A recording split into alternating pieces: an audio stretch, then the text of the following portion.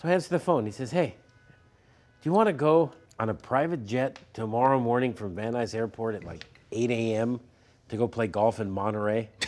I'm like tomorrow morning, like in a few hours? This is true. I was like, let me think about it. Okay. The hardest thing, especially as becoming a new trial lawyer, I think the vulnerability, and we're raised, especially as men, we're raised that everything should be swept under the carpet. We shouldn't cry, we shouldn't get emotional. And then all of a sudden, I've got to tell a client's story where the only way I can do that effectively and put myself in their shoes and be their voice is to get in touch with that emotional side. That was the hardest part. That was, I think, the hardest part for me.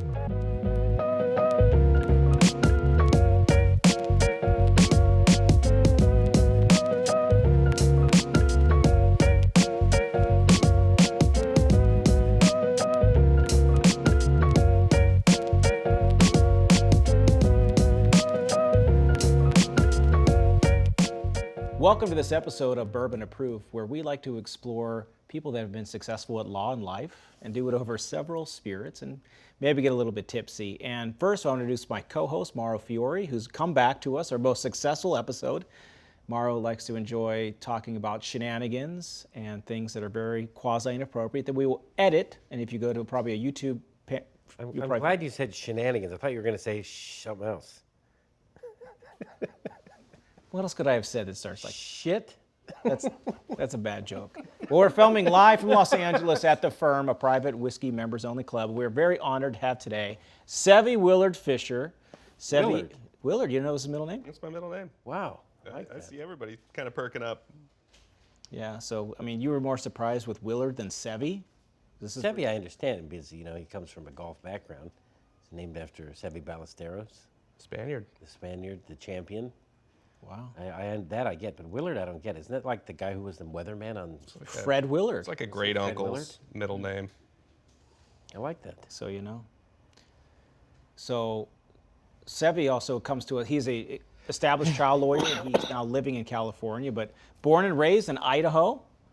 Idaho. And before we he's in a boda. We'll talk about his trials. And Mauro's coughing. He's getting so verklempt because he's just astonished by Sevy's greatness. He has this aura about him. But you know what, Sev? First one I brought for you, it's a Utah whiskey.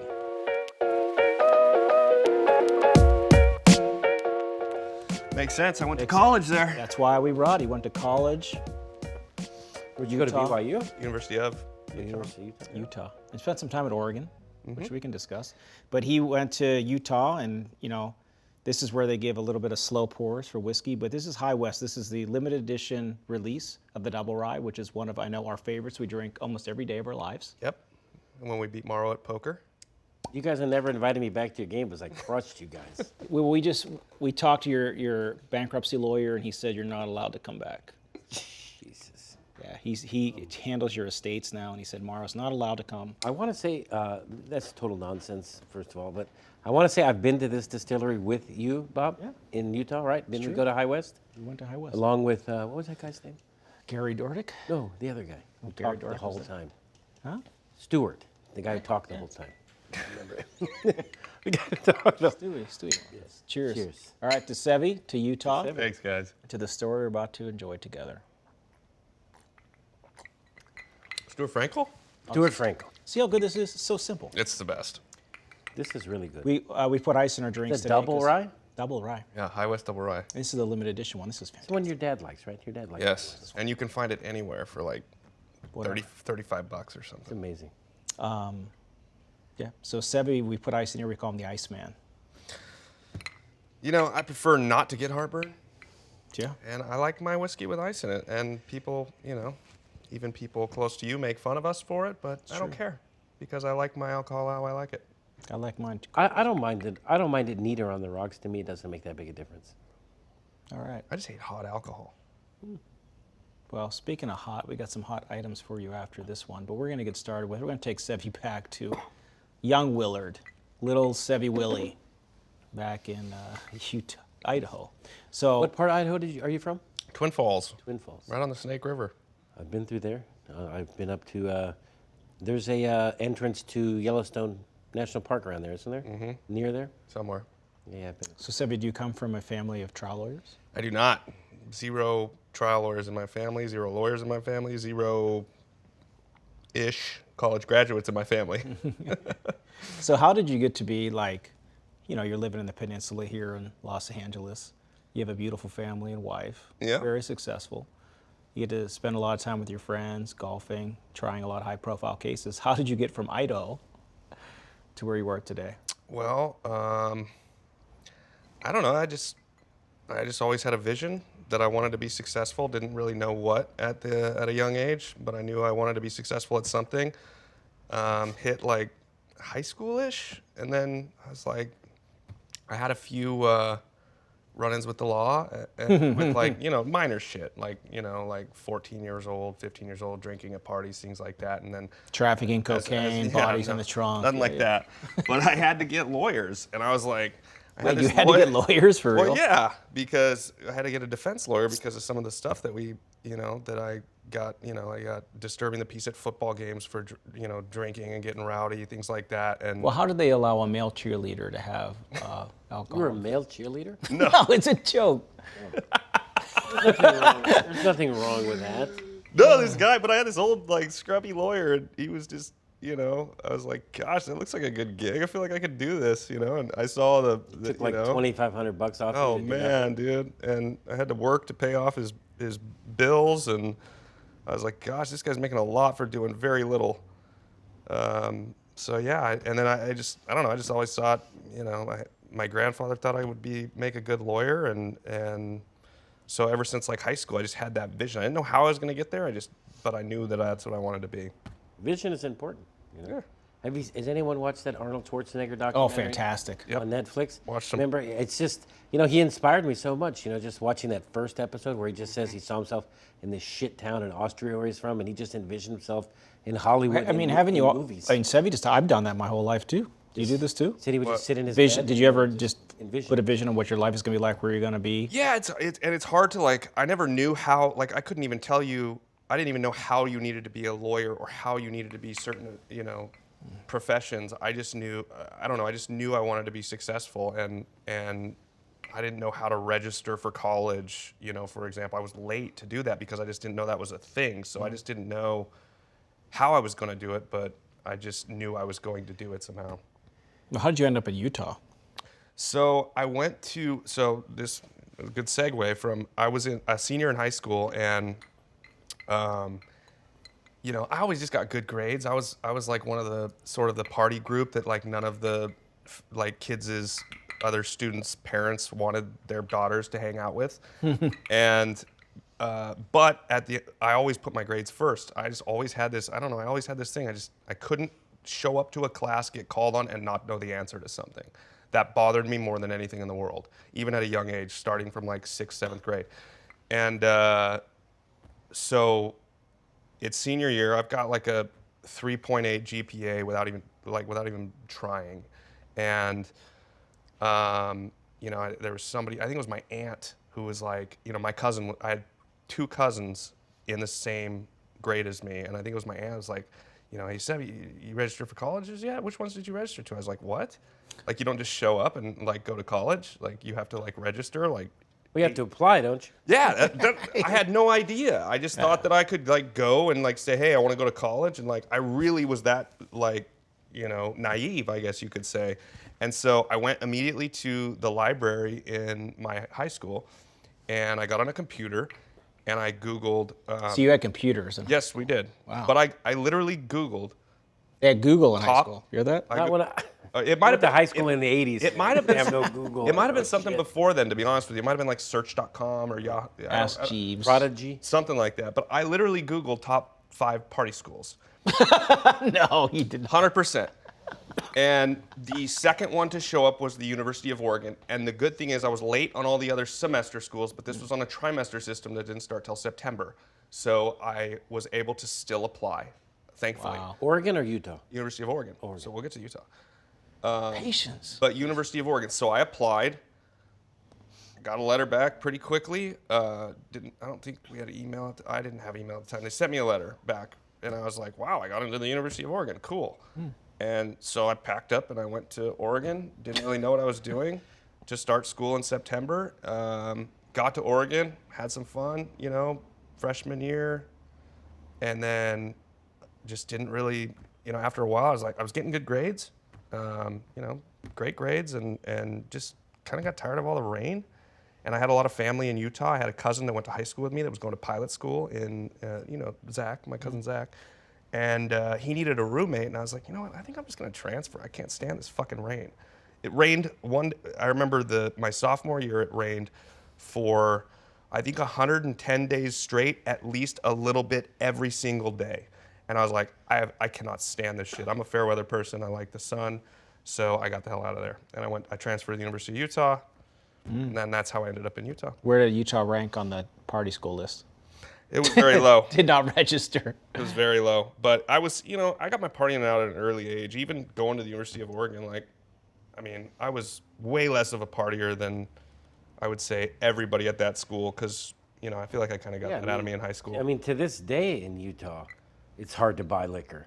I've been to Park City recently, and they have one liquor store owned by the government. Right. Can you imagine getting your hand on booze when you're in college? No, I know. And I went You back. have to straight steal it. I went back. I went back recently, and we stayed at a hotel, and I went and got a drink from the bar, and I tried walking out of the bar that was in the hotel and over to my pool. And the guy's like, whoa, whoa, whoa, whoa, whoa, what are you doing? I was like, I'm going to the pool to drink my cocktail. He's like, you can't do that. It's like, what? Because that's all we do here in California. They have to literally have somebody else bring it there for you. And if you go to a restaurant, you can't order alcohol at the bar unless you order at least some form of food. You have to be at the bar. You can't even be hanging Yeah. around. That's what. Remember, didn't we do that when we went? We went to the Mardi Gras Yeah. convention this year. They were giving us a hassle at that steakhouse we went to, because we were trying to order drinks. We just wanted a drink. Well, all We're the just beer's some guys. 3.5%. They water it down. See, that's a tragedy. Unless you get it at a liquor store. You can buy it at a liquor store. Well, you know what? Tips for whoever's in Utah. So did you, it's a very heavy Mormon state, Utah. It is. So did you grow up in the Mormon church? I was half my I family. mean, you're drinking alcohol. So Yeah, I'm what they call a Jack Mormon. But to each their own. I have plenty of friends, family members, people I respect very much that are still very good practicing Mormons. Half my family's still that way. The other half is sort of like me. But yeah, I just realized at an early age it wasn't for me, and never looked So what back. does a Jack Mormon mean? Just a person who was baptized or was a part of the church, but sort of went their own way and doesn't abide by their rules. And So you can have alcohol and caffeine, nicotine. yeah, I can do whatever I want. I'm 36 years old. I'm a grown man. I'm a grown-ass man. Yeah. All right, so Mauro brought another a spirit for us to try. So Mauro, why don't you tell us what you got, why you got Well, it? this is Tin Cup, which is the name of probably the greatest golf movie ever made. And me and Sevy are golfers. We've played golf together, and we talk more about playing golf together than we actually play. But we have that mutual golfers respect, so we're golfers. Tin Cup is the name of the greatest golf movie ever made with Kevin. And Happy Costner. Gilmore, hand in hand. Well, Kevin, have you ever seen a bad Kevin Costner sports film? No, He's in Tin Cup, but this is called Tin Cup because it's from Colorado. But Tin Cup is a name of a famous mine in Colorado. Say mime? Mine, M-I-N-E, mine. So it's from a mining town called Tin Cup, and this is American whiskey from Colorado, and so we're gonna try this out because Sevy's from the mountain states there, Utah, Colorado. It's all kind of run You together. always go for the green and 2 on a par 5 after you drink this whiskey. Is that what you're telling me? Well, I mean, I usually lay up because that's kind of my game, but And Sevy's a very big golfer, and it's part of his. part of your persona. It is. Golf is. So, we have 3 kids about the same age. In fact, our 3-year-olds are 4 days removed from each other. Are you bringing your kids into the game you grew up with? Are you making part of the family? How does that go? 100%. And, I think the cool thing is, you can give me a little more. That's kind of weak. Yeah. Don't lay up, Mauro. This isn't our first show today. Yeah, what I was saying is that, the cool thing about I think the kids just like, they see something that brings daddy so much joy, and it doesn't matter what it is. It could be your kids, it could be your kids, you know, whatever it is. And they see me doing it. They see me watching it on the weekends. They see, you know, and I feel like there's just something that naturally goes to them that wants to do it, which is awesome. And then they do it and they enjoy doing it. So I only take my kids to the golf course, and I heard this from a PGA professional. I can't remember which one, but Happy Gilmore. yeah. But Shooter McGavin. They only took their kids to the golf course when they only take their kids to the golf course when they ask. There's no pressure because a lot of these guys get pressured by their dads, and then it makes them hate the game. And so I never want to be that, and I never want to do that to my kids. So I let them, if they ask me, hey, Dad, we want to go to the golf course, I make sure. And How old are your kids? 7, 5, and 3. Boy, girl, boy. They all like to golf so far? Yeah, the 2 oldest ones, especially the third one, doesn't really know what he likes except just to, you know, piss us off. But other than that, That's what the last child does. he likes to hurt himself, and he likes to piss us off and not listen to anything we say. So. Yeah. Mauro's still like that. I still do that. He's kind of like I Mauro. don't like to hurt myself, but it happens. Incidentally. Well, you know, I might stumble around and fall over shit. Like last night, I went to the bathroom at night, you know, and I want to turn on the lights to wake up, so my wife wouldn't wake up. So I was going to pee, and I tripped over my German Shepherd like bad. Like it was crazy. Like I like bounced off the wall, off her desk. It was like someone was like breaking, like blowing my house up. So I should have just turned the light on. 'Cause I woke up everybody in the house.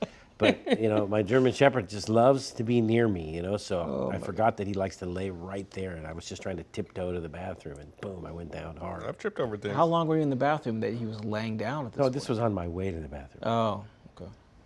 Usually, you know, it's not that long of a pit stop at night. You know, try to get back in the. Do you just have one dog? No, I have 3 dogs. Are they all German Shepherds? No, I have a German Shepherd. I have a wiener dog or a dachshund, as they call it, Dachshund? and I have a Chihuahua. A mix. I have a Chihuahua with 3 legs named Connell. Bro, you do not. I did not know this.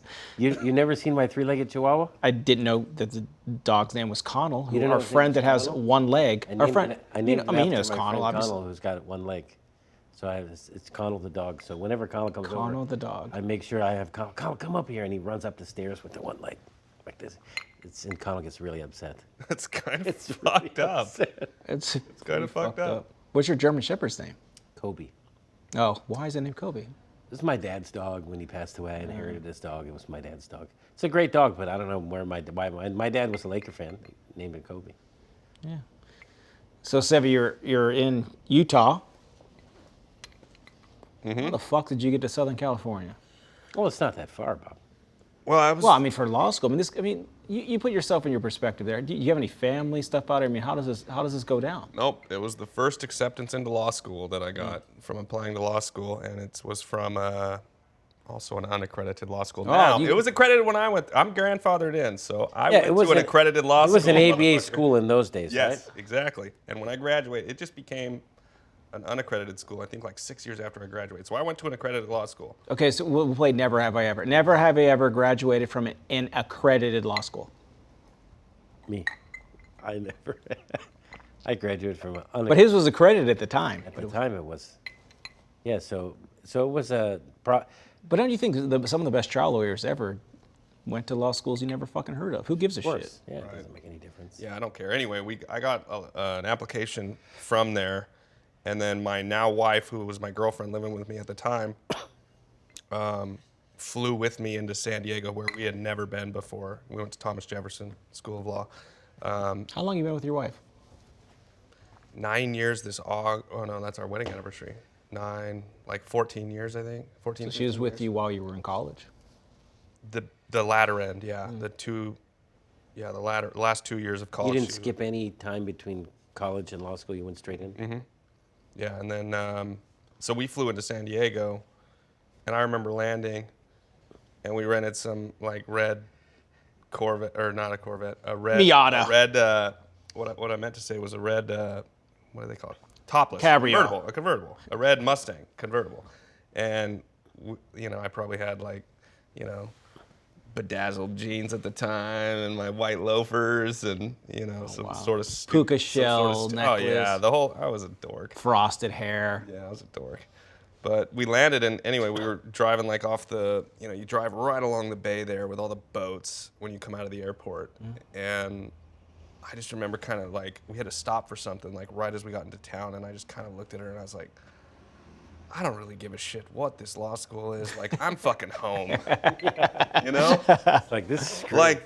Like, this has been here my whole life and I didn't That's why know about it. same thing. When I went to land in LA, went to Malibu and looked at Pepperdine, I was like, yeah, I'm gonna go ahead and fucking go here. Yeah. It's crazy. And then we stayed at this Marriott. Her mom worked for a hotel at the time, and so we got free rooms at the Marriott downtown in San Diego in the Gas Lamp District.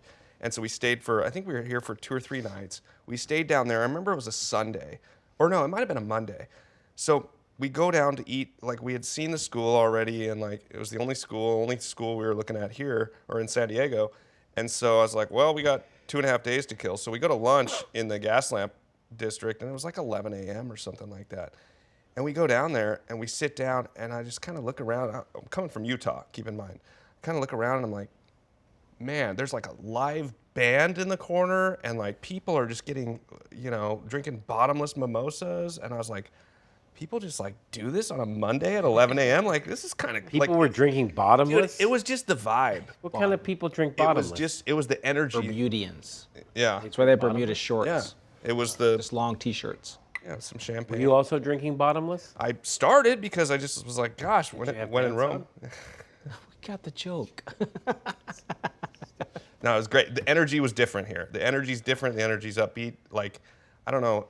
SoCal kind of has a vibe that you want to be. It almost motivates you. Does that make sense? Like, it's like you're surrounded by a bunch of people that are having fun. I mean, they're all doing it, and you're just like, gosh, like I want to be here. I want to be able. But how did you become the advocate in the courtroom? Like where does this start? When was your first time in the courtroom? How about that? Oh, okay. So, well, because I came to work with you. Where you were, but you were in when you were in law school, you were doing some stuff with it. Yeah, I did like moot court, which was like the writing. You have to write like an appellate brief, and then you go argue it before a bunch of like mock like Supreme Court justices and appellate justices. And I was really good at it, but we never placed at any of the tournaments because my writing wasn't that good. It still wasn't. Yeah, whatever. Well, that's not what I do. But it was just, I was like, gosh, I would be so good if I could just fuck this writing, So, like, I just always I liked it. I like the pressure. I feel like I can talk to people. You're a show pony. Yeah. You're a show pony. You're not a writer. You're a show pony. Yeah.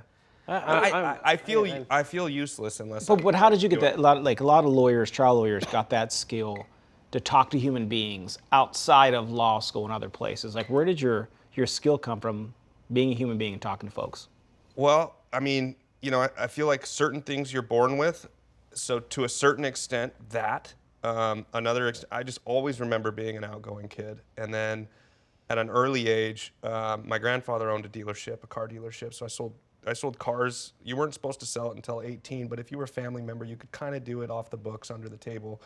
And so I remember selling cars. I think I did it part-time during the summers at like 16 years old is when I started. Oh. And then, my whole family's kind of in the car business still.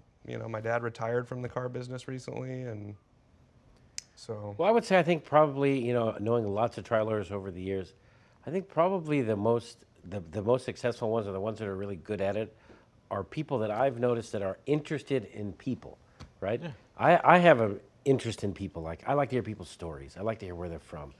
I could go to talk to anybody and I could figure out, what they're into and stuff. But I'm genuinely interested, right? So people that, you're interested in other people's stories because you like to tell stories, right? Like, I love to tell stories, as everyone knows, but I like to hear stories too.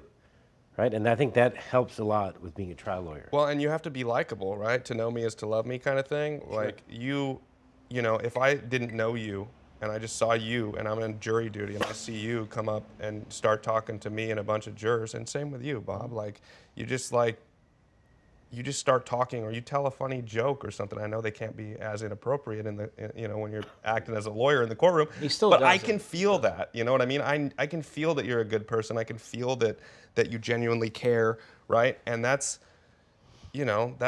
kind of, I think the hardest part about that is taking a bunch of like what I feel as alpha males or females and getting in touch with your vulnerable side. And that's why I think females can be better trial lawyers than males in that situation, is because I think they're more comfortable being in touch with their vulnerable sides. So what do you think is your biggest vulnerability? Like, what is the thing that scares you, or the thing that keeps you up at night? I mean, losing. Yeah. I hate losing, but I think the hardest thing, especially as becoming a new trial lawyer, I think the vulnerability, and we're raised, especially as men, we're raised that everything should be swept under the carpet. We shouldn't cry. We shouldn't get emotional. And then all of a sudden, I've got to tell a client's story where the only way I can do that effectively and put myself in their shoes and be their voice is to get in touch with that emotional side. That was the hardest part. That was, I think, the hardest part for me in starting to be a trial lawyer, is getting in touch with that emotional side, because I've always been the type that just, forget about it, remove yourself from the situation. Do you think after having kids helps you? 100%. Absolutely. I once had a law school professor that said, look, make every case personal. Personalize it. Put yourself in I had a wrongful death case I tried in Long Beach. I just put myself in the parents' shoes. Like it was my kid that got hit and died. It's very easy to do when you have kids. I feel like it's way easier to do. I mean, I've cried more since I've had kids than I have in my entire life before that. Yeah, me too. It's just one of those things where, like, I mean, I watch a stupid like Commercial. I watch like a Commercial chick flick now, and I'm like, what the fuck is going on? Stop feeling. Yeah, I mean, but it's a good thing, It's a good thing, because I think it's I feel like society makes it almost like a bad thing to be an emotional male, and I think in our job, I think that's terrible. Well, we're going to get a little more emotional because we're going to pour another bottle of whiskey. So Sevy's a big fan of the Blantons. Always has a lot of stash at his house up on the peninsula. So I brought you one that I don't think you've ever had before, and I drank a lot of it over there. So this is the Takara edition. This is the blends that they make in the Japanese. It's all written in Japanese, you see? Yeah. So This bourbon was dumped on... Yep, there you go. So he can actually read Japanese. Did you not know that about Sevy? You can read Japanese? Mm-hmm. Yeah. It's not always perfect, but like it's kind of... This is a 93 proof. It is absolutely delicious, and we sampled this before we came It's here. like you drank half the bottle. More than half. It's okay. We had to get ready for today's show. We had to get motivated. It's called. Ooh, the good thing about having the show is you can write off. Yeah, you can write off your booze. All your booze. Cheers. Cheers, brother. I gave Mauro a light pour because I want to drink more. It's very nice.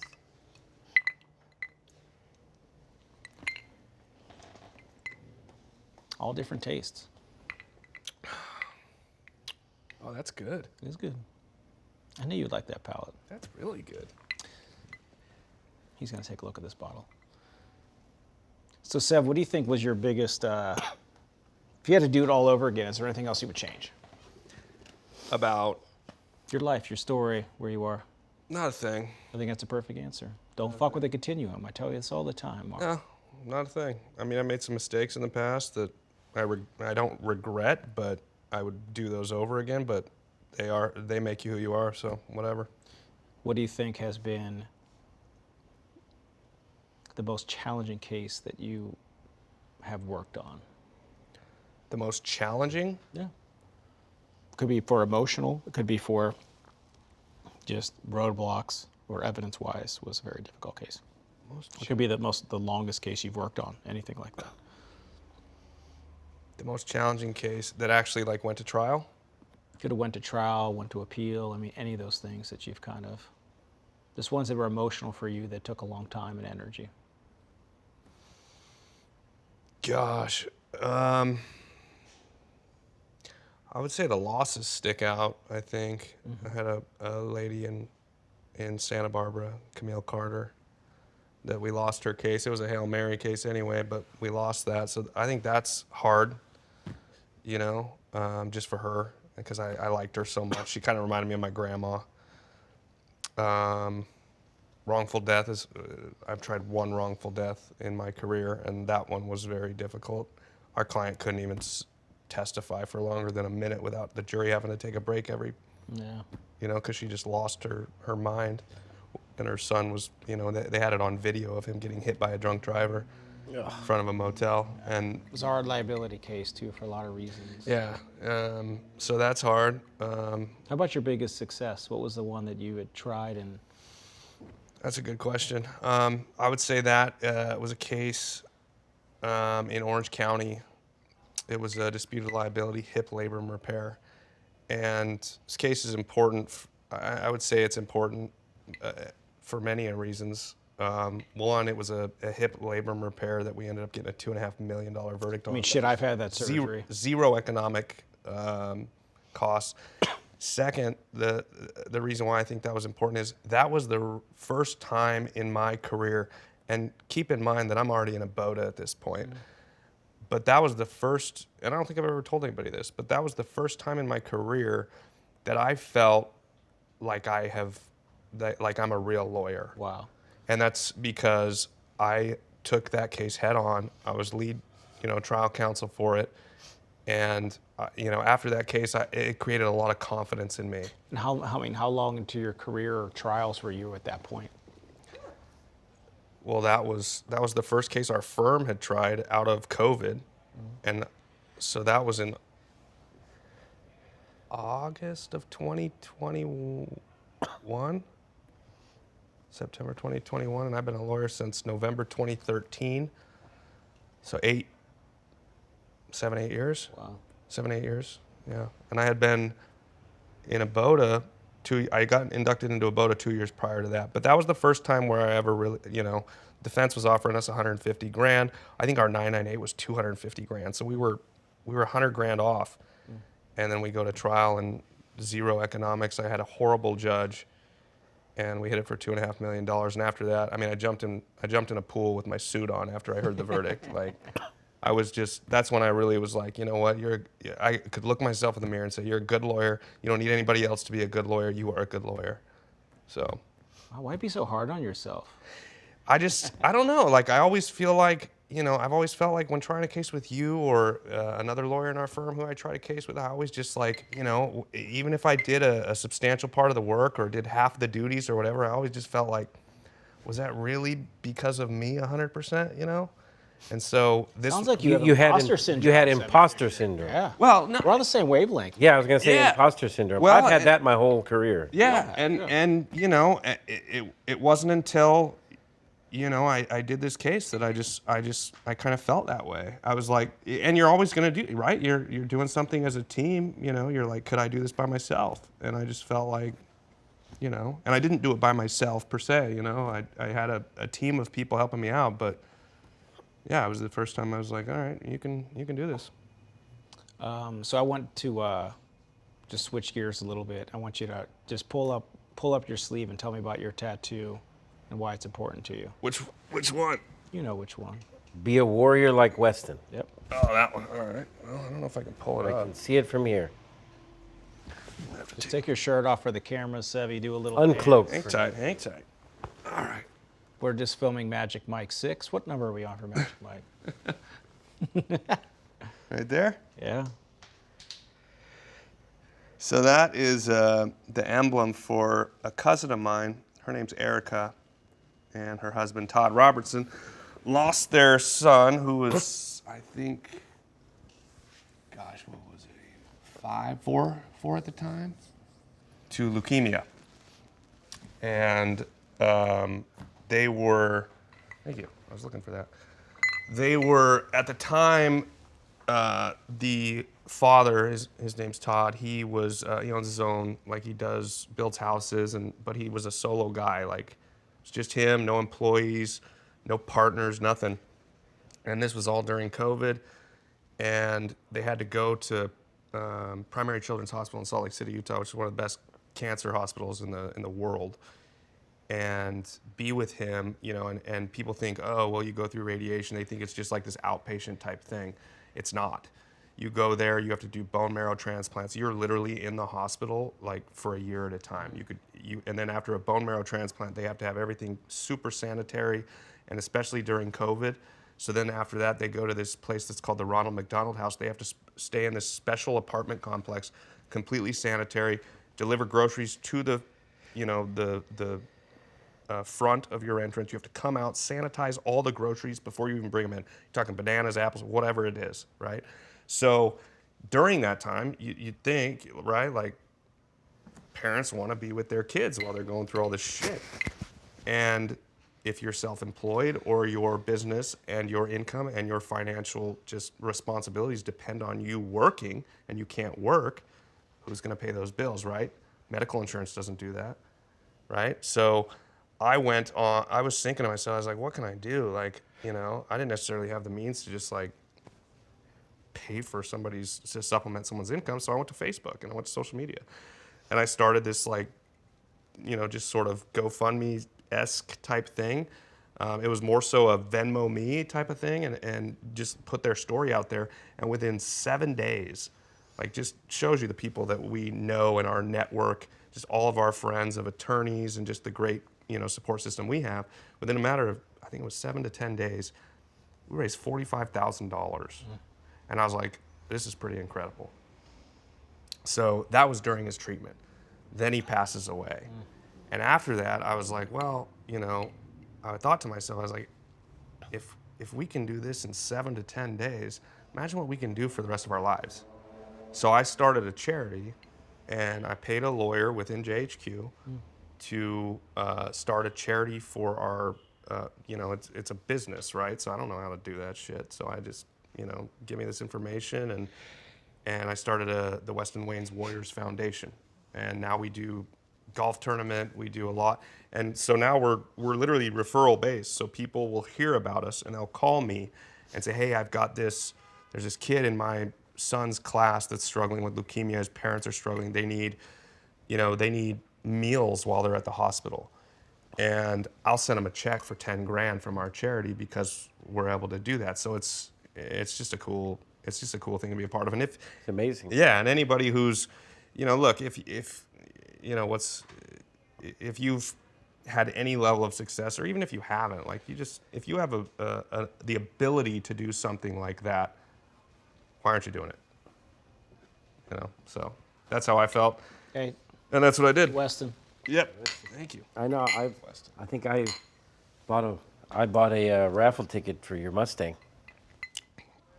Both of you hosts here are big supporters, so, and I thank you guys for that. I wanted to win the Mustang too. You'll have another chance. It's being re-auctioned. She's the lady who won it. What's her name? She's going to Tracy re-auction it. Tracy Cass. She's going to re-auction it off. Donating it back to our charity. wow. Tracy Cass and Steve Unglab, also great supporters of the charity. So they're doing a Lotte draw this year. They're Yeah. gonna auction off the Mustang again. Cool. Yep. You have your chance, Mauro, to win back the Mustang. I'm gonna, You do. You might even be able to get it for cheaper this year. okay. We're giving a discount. I'm in. You know, I have, speaking of watching you put on that sport coat, I still have your old sport coat that I've had. It's been sitting in my office for years. What? I should have brought it to you today. It's a memento. It's been sitting in my office for years. Sevy's that guy that He left it in my car, I don't know, leaves stuff 5 in your years house ago. Just to give an excuse to come back to your house. He left it in my car 5 years ago, and I've had it in We were my in office Manhattan Beach. for 5 years. Oh yeah, that's when that happened. Yes. Still have it. Oh my God. I left it in his car. You guys should have been dead that night. Maybe. That was Believe- not a smart day. This shouldn't be on film. No, but yeah, it was crazy. But I still have it. Yeah. One of these days, I will get it back to you. It's like a brown tweed, like a Sherlock. I like a it. Sherlock Holmes jacket. I like it a lot. It's like a thick. The only Tweed that Mauro knows other than that is Shannon Tweed. She was hot. Who's Shannon Tweed? Old model from like the 80s. She married one of the Kiss guys. Was she on the Sober House? I don't know. Did she have like an addiction? You're the, problem? I don't know, probably. I think she did. She was on the. I don't know. I used to have this thing for watching Dr. Drew series, I've never watched that. like the Sober House. Dennis Rodman was in there. I was a big Dennis Rodman fan, so Of course. I hung out with him one night, back in when I'm he a was- Dennis Rodman fan. when he was Back when he was younger. with Bulls, Dennis not Rodman. necessarily now. You know Avi from Newport Beach? Avi. Avi, the Avi. Yeah, the Avi. You know, Avi's from Newport, and Dennis used to live in Newport. And one time, Avi said, "Hey, we're gonna go out in Hollywood tonight. Whatever, you want to come?" I said, "Yeah." And I was single. It's a long time ago. Avi said, "I'll pick you up." So he came to my house in the limo. He said, "We're outside." I get in the limo, and Dennis Rodman's in there with him. I was just like, "What are you doing in here?" And it turns out he's like Avi's best friend.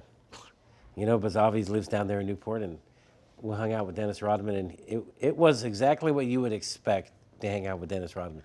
He was fucking crazy. He wants free drinks. I hear he's broke or Oh, something. he was. Yeah. This was like 15 years ago. Oh. But he was nuts, man. But I had a good time, but he was nuts. Was he married to himself at the time? No, Did he I marry think, himself? Yeah. I want to say he was wearing women's clothing too. He was wearing like he was dressed awfully strange. He married himself and had a wedding dress for himself and everything. He went to. Didn't he solve the Korean conflict? Did he do that? Yeah, with Kim Jong Un or Kim Jong Il. Maybe. Oh. Yeah, he was a big Bulls fan, I guess. What? The president of North Korea was a. But I'm pretty sure North Korea beat the Bulls every single year in the championship. After the championship, they were undefeated. Yeah, I remember that. Yeah. But yeah, so I hung out with Dennis Rodman one year. That's probably going to get me killed. It was a- Probably. Like, what was that movie that they couldn't put out because they made fun of North Korea? Oh. The Interview. Yes. You ever see it? It was actually a good movie. I've never seen it. It was good. I don't know. I was more a fan of what's the one they did with puppets? The guys that did South Park. Oh, Sausage Party. America. Not Sausage Something Party. America. Yeah. Didn't you ever see Team Sausage America World Party? Police? Yes, Sausage Team Party. America. Sausage Party, the Seth Rogen. It sounds movie? like some NC-7. Oh no, it was called something else. It was called Sausage Party. It was Okay. a great movie. It was with Seth Rogen. But what did it have to do with Kim Jong Il? Oh, I don't know what you were saying about a puppet, but it was like puppets. There's puppets. Kim Jong Un. This is Team America World Police. Say Kim Jong Il. What are you saying? Some young Jong mule. Il? Some young mule. Some young mule? No. You guys are idiots. Bob's the best at pronouncing names. He's Oh, so yeah, he's funny. the worst. Like, Yeah. That's the dad in me. My dad, he I- can't pronounce the word. I know it 100%. I can't even say it because I'm going to say his word. He gets to the word gerbil. Gerbil. He so calls it a gerbil, and he can't. Calls gerbil a gerbil. Just call him on the phone, ask him to spell the word, ask him to say it. You know, I have an interesting Sevy story. Oh, here we go. So, let's say this was. We're I going to don't know, close on this story. maybe about a year and a half ago or so. This was like on a Sunday night, late, like 9 o'clock at night. So not early. I like how that's late for us, by the way. Yeah, Late. for me, I mean, literally, I'm 8:15. already in the sack. I mean, I go to bed at 8. Like Bob has the greatest quote of all time. What's there to do after 8 o'clock? You know, nothing. I go to Right. bed early and I wake up at 5. But I get a call from Sevy, like 9 o'clock at night. I was like, what in the hell does this guy want from me at 9 o'clock at night? Especially he's calling me. He's not texting me, right? So I answer the phone. He says, hey, do you want to go on a private jet tomorrow morning from Van Nuys Airport at like 8 a.m. to go play golf in Monterey? I'm like tomorrow morning, like in a few hours? This is true. And he's like, yeah, like tomorrow morning, you got to be at Van Nuys Airport at 7:30 in the morning. I was like, let me think about it. Okay. So I hung up. I told my wife, I said, hey, I'm flying with Sevy on a private jet to play golf in Monterey tomorrow. And she's like, you're full of shit. I was like, he just called me. Forgot about this. I was like, he just called. I swear he called me and he said we're leaving at 7 in the morning. I don't know how many people he asked before he got to me on the Rolodex or whatever. I didn't, you don't look the gift horse in the mouth. I don't know how I ended up getting in the invite, but I got the invite. I showed up at the airport at 7:30 in the morning, and son of a bitch has a jet. No propellers. No propellers. Son of a bitch had a jet. A jet plane. And I get in the plane, and they're already fucked up. They're passing around a bottle of whiskey, like 8 in the morning. I was like, oh my God. So then we flew to San Luis Obispo. We pick up Mays. the May brothers, and those guys can't even see. They're so fucked up already at 10 in the morning. This is before we even get to the golf course. We got to get the Mays on the show. Before we get to the golf course, 100%. everybody's blasted, and we go to Pasatiempo, one of the greatest courses in the country. But I wish I remembered more of it, because The same person who designed Augusta National Yeah. for the Masters designed this golf course, and it's in California. Wow. and the back nine at Pasatiempo is similar Yeah. to the back nine at Augusta National. It's beautiful. But I think me and Sevy, we didn't play our best golf that day. We did not. We were fucked up. Everyone was drunk. after that, then we kept drinking. Somehow we made it back to the plane. Yeah. I don't know how, but that was a long. There's a video of me, I think, on the flight back. I was just like passed out. Wow. Wait, what? Yes, There's a video of you passed out? Oh, surprise, surprise. Wow. No, there was a. I remember asking the person who booked the tea times. I said, "We got 2 foursomes." He's like, "There's only 7 of us." I was like, "That doesn't make any sense." He's like, "Do you know anyone that will go like tomorrow morning?" And I go, "I know just the guy." Just the guy. I know just the guy. So I call up Mauro and yeah, just like he said, and sure enough, I was at the airport. he was in. 6 hours Did you later. trip over any German Shepherds on your No, way? no, but that was a fun day, and that was the first time I ever met Rob May and Garrett. his brothers Garrett, and great guys. And Yeah, now Cameron. Rob's a good friend of mine now, and it was amazing. I never met those guys before. This first Great time. dudes. Rob's going to Great be in dudes. Ibiza with us very Yeah. soon. Yeah, I know. I'm jealous. Yeah, so that's an interesting story. That was fun. Yeah, I forgot all about that. So Whose plane was that? don't worry. Ah, we Don't don't done talk yet. about it. Done your business. Let's not talk about that. Oh, yeah. It's a nice plane. There's- Only one there might be pilot. Tax consequences. Only one pilot though, so I was a little bit sketchy on that. You know, I learned the But other you know day- how to fly a plane. Yeah, I could have taken the wheel if I had to. Come on.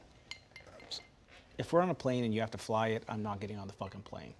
Well, I saw this thing on Instagram the other day about Spirit Airlines. They're like, does anyone know how to fly a plane? We don't have a pilot. They're doing it like a fake announcement on Spirit Airlines. Anyone see the guy taking off in the Twister? Can anyone fly this plane? Did you see the guy taking off in the Twister? They're like, That's everybody, stop, you know what you're doing. Quit taking off. He's like, sir, where are you going? He goes, Las Vegas?